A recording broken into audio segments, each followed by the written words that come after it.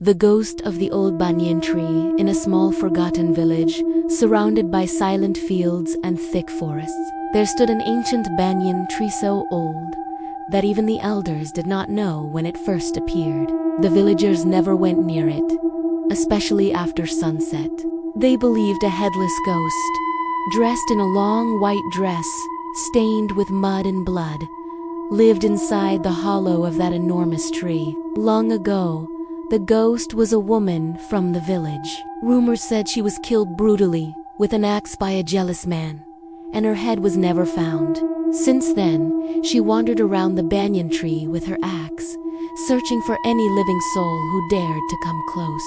Anyone who walked past the tree alone never returned home. People said they could hear the sound of her cracked footsteps dragging on the dry soil, and the soft rustle of her white dress dancing with the night wind. But the most horrifying part was the axe. Villagers often heard it hitting the tree bark at midnight, as if sharpening itself for the next victim. One night, a group of boys from the village, Asan, Bilil, and Umar, dared each other to visit the old banyan tree.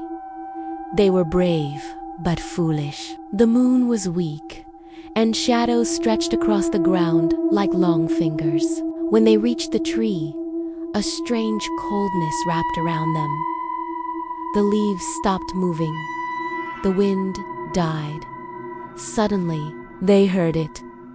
Thok, thok, thok, thok, the sound of an axe hitting wood. Bilal whispered, "Let's go back. Something is wrong." But before they could move, a soft humming drifted through the air, followed by the faint swish of a white dress. Osan lifted his lantern and froze. A woman in a white dress stood behind the tree, but she had no head. The boys screamed and ran blindly through the forest. The ghost followed, her axe dragging across the ground, sparks flying with every step.